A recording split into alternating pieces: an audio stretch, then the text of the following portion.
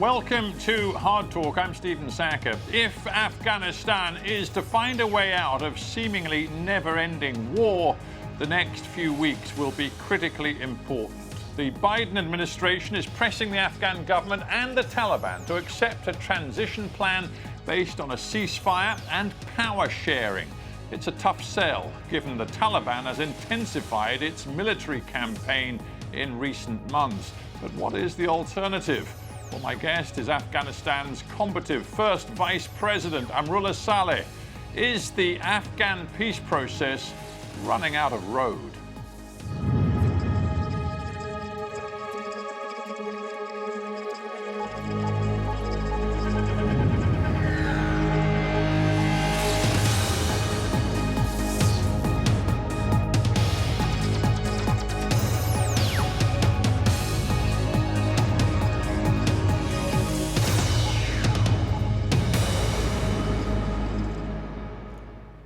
First Vice President Amrullah Saleh in Kabul, welcome to Hard Talk. Thank you. Good to be with you. It's a pleasure to have you on the show, Mr. Vice President. I would like you first to tell me how you feel about the Biden administration sending your government a very clear and blunt message. Show leadership, they said. Take tough decisions for peace. Are you ready to do that? To begin with, we are thankful for the amount of time this administration in the United States has given to peace process in Afghanistan, and Afghanistan as a whole. They are involved. We have had good discussions with them. But if you are referring to the letter we received from Secretary of State, we clearly responded back that we have been taking very risky and dangerous decisions so far, and we are ready to take very, very tough decisions, but this has to be reciprocated.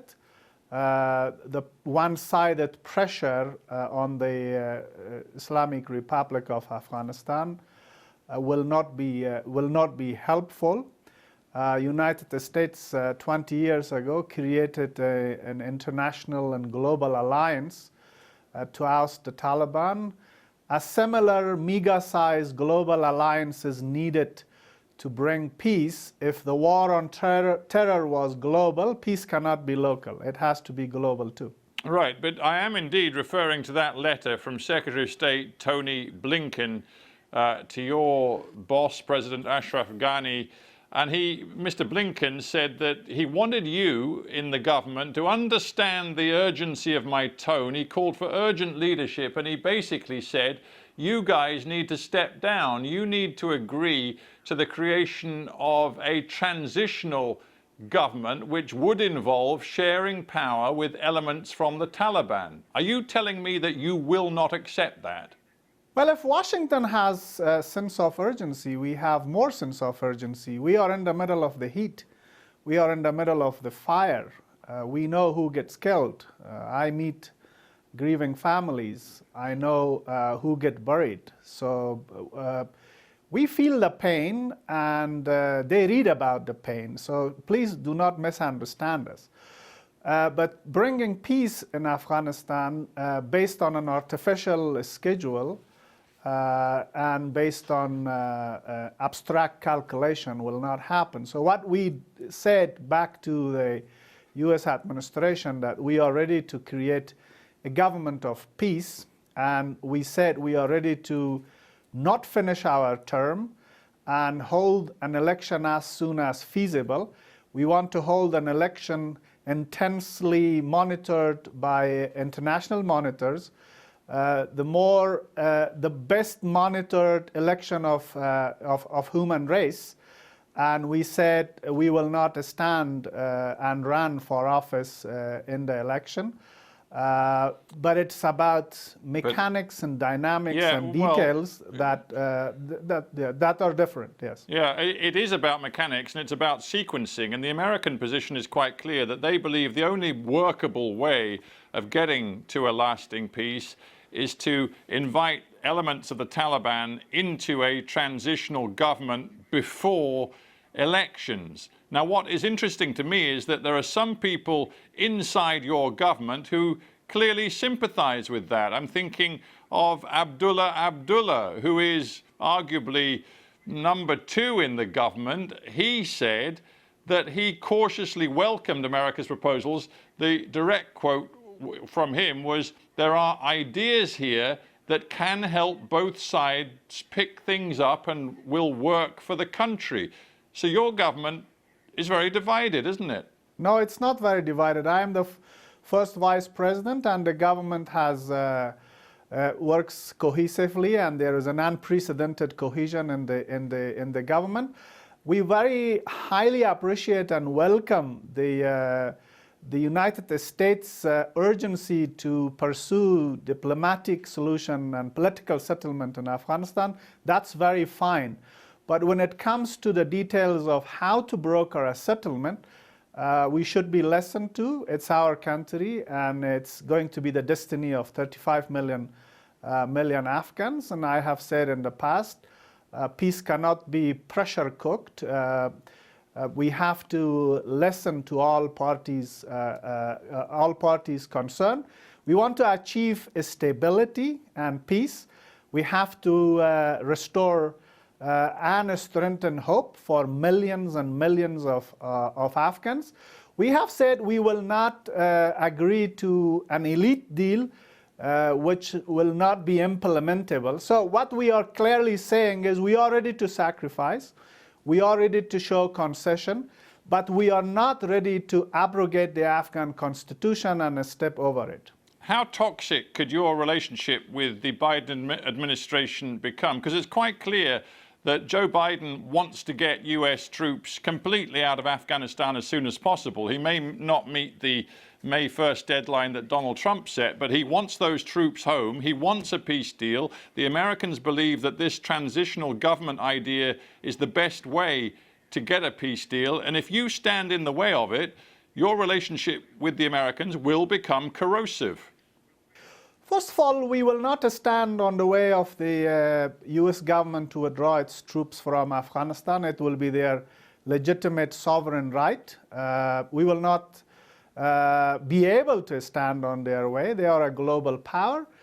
But if Afghanistan sinks into chaos, that will be a stinking spot in the conscience of the global community. We should not be denied peace. We should not be denied stability. We have suffered too much, and we have suffered for global causes. So the world is not paying us charity. They owe us. They owe us, and I would not go into the details of that. So therefore, a responsible exit from here is the right of the Afghan people to ask from the international community. And as I said, United States has massive diplomatic might. It has massive global influence. That has to be mobilized for bringing peace to Afghanistan, and it is doable. And as I said, we are ready to show compromise, we are ready to show concession, and we are ready for sacrifice. But the sacrifice should lead to peace. It should not be prelude, another reason for another perpetual war in my country. So that's why we are not saying, we are not putting a dogmatic solution on the table. The president is not a king. I am not a crown prince. We are not having a political party. We are not a dictatorship. We are very pragmatic. We say we want to hold election as soon as feasible. And we want the elections to be monitored by whatever number of international monitors. Isn't it irony that we ask for elections and the biggest democracy should ask us, no, elections is not good? That will not go well with the rules-based global order. I think it is fair to say that you hated the Doha peace deal that the Trump administration brokered with the Taliban and which you ultimately accepted. You hated it from the very beginning. I just want to ask you a personal question. The Americans really wanted you in your government to release hundreds and hundreds of Taliban prisoners as a part of that deal. Reluctantly, you did so. I believe you released several thousand. we now understand that hundreds of those prisoners are back on the front lines and are actively fighting for the Taliban and killing your forces. I just want you to tell me, in a personal way, how you feel about the way the Americans handled that issue. Stephen, you nailed it, but I would like to use my own words to explain to it. We are not party to the Doha Agreement. We are not in it. It's an agreement between the United States and the Taliban. U.S. Special Envoy for this particular matter, Ambassador Khalilzad, said that the agreement has 4 parts. It is about ceasefire, it's about political settlement, it's about withdrawal, and it's about separating Taliban from global terror networks. If any of these 4 pillars is not done, the whole thing is not done. So the sequencing was wrong, and the reason I did not buy the Doha Agreement is exactly because of what you said. We released 5,500 prisoners. 85% of them are back in the battlefield. Amongst those prisoners, there were up to 60 major drug dealers who were not arrested as Taliban, but they bribed the Taliban to be, named Taliban and thus get out of the Afghan jails. Each of them were in prison for 20, 30 years. So when you clearly nailed it down, the Doha Agreement is not working as it was envisioned.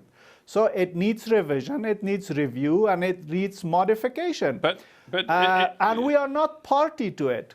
But isn't we the are not truth, party to it. Isn't the truth, Mr. Vice President, that for very clear personal reasons, you will never be prepared to make peace with the Taliban? You are a fighter, you're a protege of the Northern Alliance's leader, Ahmed Shah Massoud. You've made a life confronting the Taliban. They've tried to kill you. They and their associates in different militia organizations have tried to kill you on many different occasions. One infamous incident in 2019 when suicide bombers went to your campaign headquarters. They killed more than 30 people. You're one of the few people to escape alive. You and the Taliban are in a blood feud to the end, aren't you? As a patriot nationalist Afghan, I am ready to suppress my personal feelings. And I will be a drop in the sea of the national feelings in the country, and the national sentiment and the national feeling is for peace. I will not stand on the way of the peace. I can't stand on the way of the peace. But what I have articulated in the past, that, together with President Ashraf Ghani, we will hold the elections as soon as feasible. He will not stand as he has articulated. I will not stand as I have clearly made it public. But I have said I will not work under the same ceiling with the Taliban. That's what I have said, and I stand by my statement.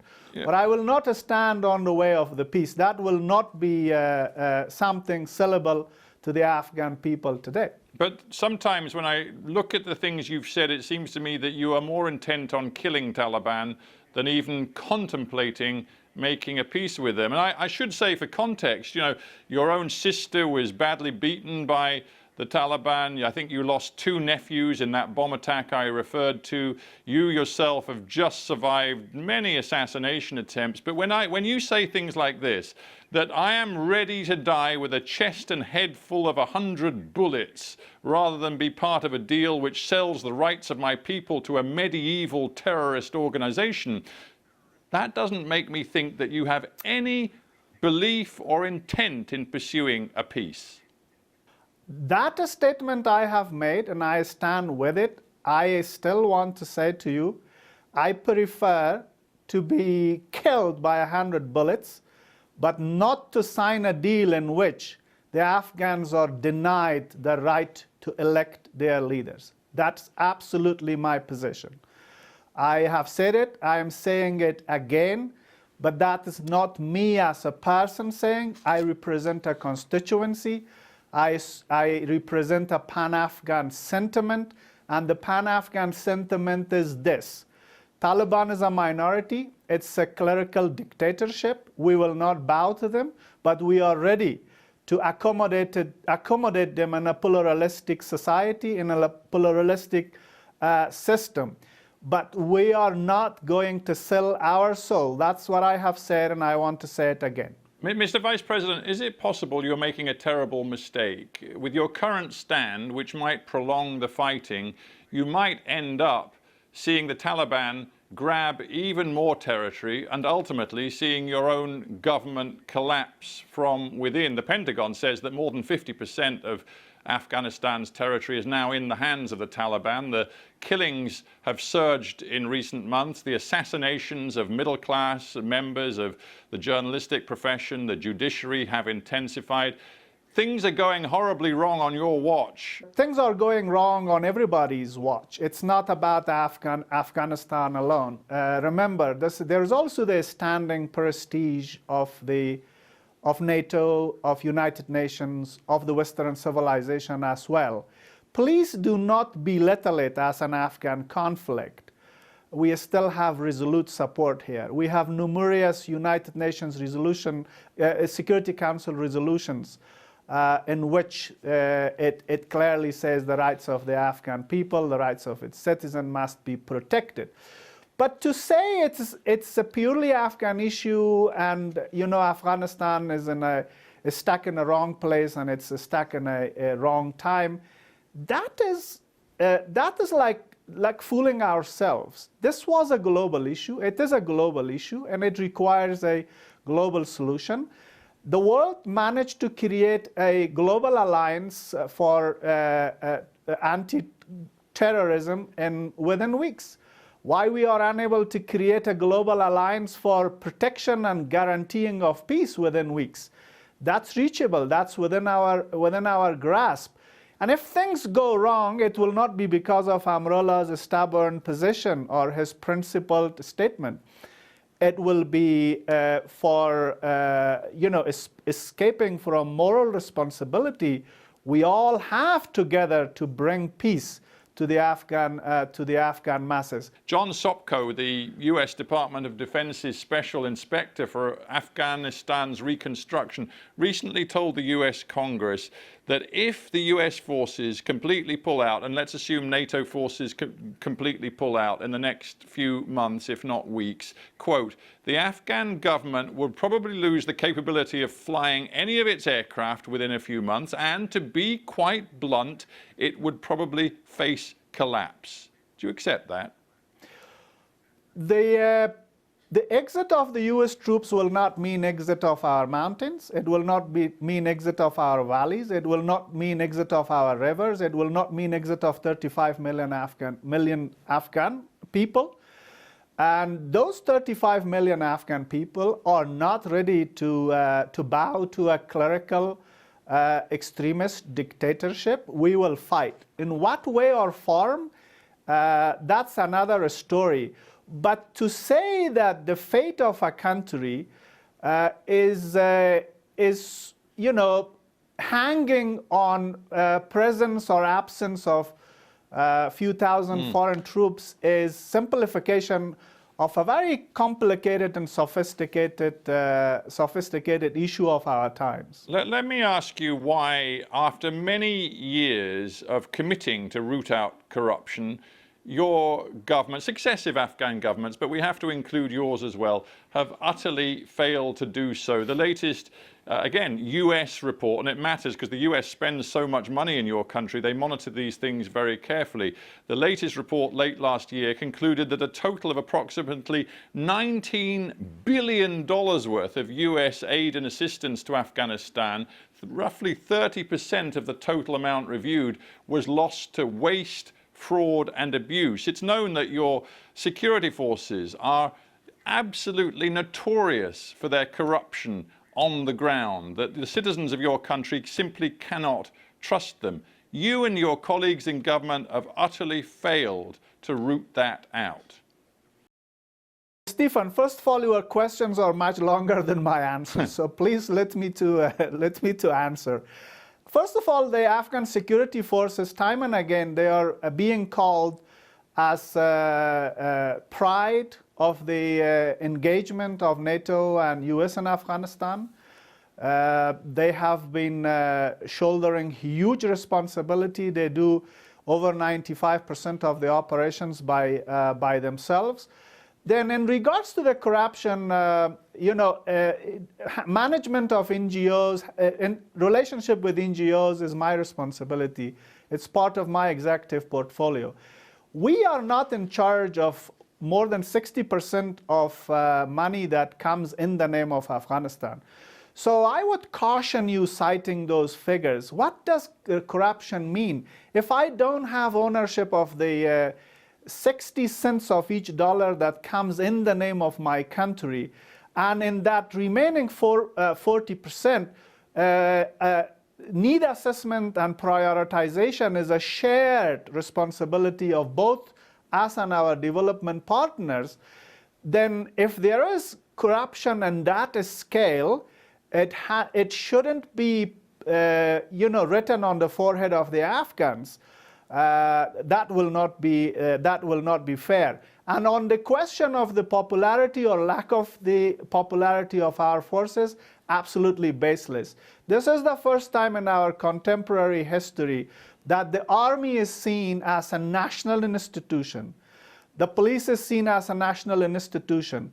You are right about the casualties, but for every fallen hero, we have two more standing persons to fill his position.